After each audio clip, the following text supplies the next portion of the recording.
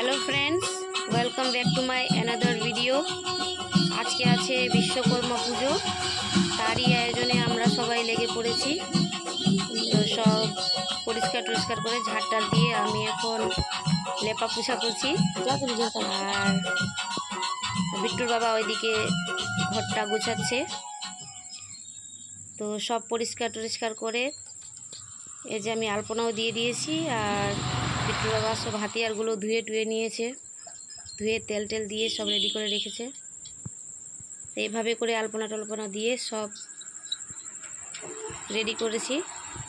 আর এই যে এইখানে পুজো দিব আমরা, এইখানে ঠাকুরের সিংহাসনটা বানানো হবে। তো এখানে একটু আলাদা রকমভাবে আলপনাটা দিয়ে সাজিয়েছি।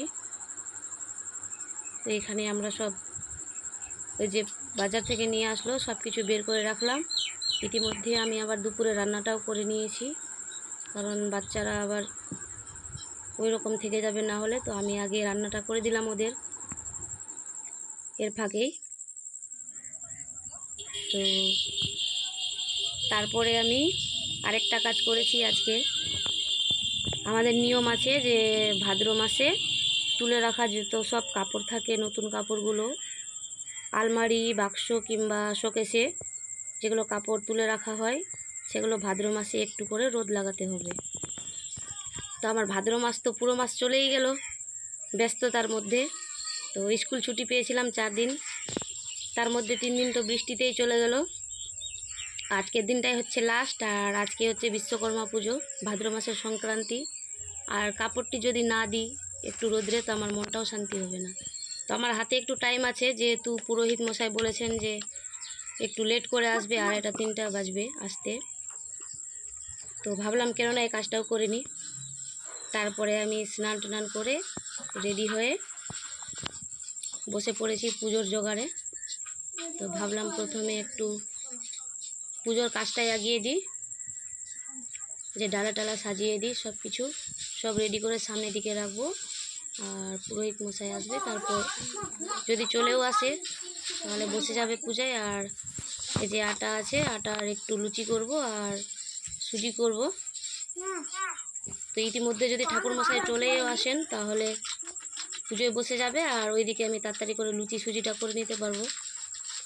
আর এই যে ঠাকুরটা দেখছো, ঠাকুরটা নতুন, আজকে উদ্বোধন করা হবে ঠাকুরটাকে।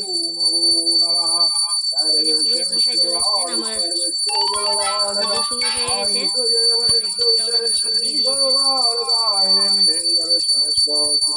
এই ঠাকুরটাকে আমরা একটা, আমাদের পিতলের কলসি ছিল, ওটাকে গলিয়ে আমরা এই ঠাকুরটা তৈরি করেছি। আরো 2-3টে ঠাকুর তৈরি করেছি, তো ওটি স্থাপন করা হয়নি, এক এক করে করবো। আজকে যেহেতু বিশ্বকর্মা পুজো, তো এই ঠাকুরের মূর্তিটা স্থাপন করা হয়ে গেল। এটাই হচ্ছে আমাদের একটা বড় উদ্দেশ্য। এখন সংকল্প করা হচ্ছে। আমার বড় ছেলে ভিডিও করছে আর ছোট ছেলে আমাদের সাথেই বসে আছে। আর পুরোহিত মশাইয়ের সাথে সাথেই আমরা মন্ত্র বলছি, সংকল্প করছি, অঞ্জলি দেওয়া হচ্ছে এর সাথেই। এই যে আমার ছোট ছেলেকে দেখো, এতক্ষণ খেলছিল, তারপর দেখছে যে সবাই চুপচাপ হয়ে গেছে, তারপরে সে বসে গেছে। বন্ধুরা, পুজো হয়ে গেছে কমপ্লিট। এই যে দেখো পুজো দেওয়া হয়ে গেছে। তারপর হাতিয়ারগুলোতেও পুজো দেওয়া হয়ে গেছে, আমার ছোট ছেলের সাইকেলে, তারপর ওর বাবার গাড়িতেও পুজো দেওয়া হয়ে গেছে, বড় ছেলের সাইকেলেও পুজো দেওয়া হয়ে গেছে। তো টিউশনের টাইম হয়ে গেছিলো, বেরিয়ে গেছে অলরেডি। তারপর আমি চলে আসলাম একটু বাড়িতে, আমার সেলাই মেশিনটাতে একটু পুজো দিয়ে দিলাম। এটাও পরিষ্কার টরিষ্কার করে আলপনা দিয়ে দিয়েছিলাম সকালে আমি। তো পুজো আমার হয়ে গেছে, যেহেতু উপবাস ছিলাম, তো পুজোর ভোগ খেয়ে একটু উপবাসটাকে ভঙ্গ করলাম আমি।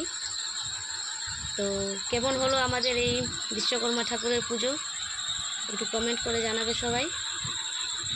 ততক্ষণের জন্যে আমি আমার ভিডিও এখানেই শেষ করছি। দেখা হবে নেক্সট ভিডিওতে। সবাই সুস্থ থেকো, ভালো থেকো। ভালো লাগলে লাইক, কমেন্ট, শেয়ার করে দিও।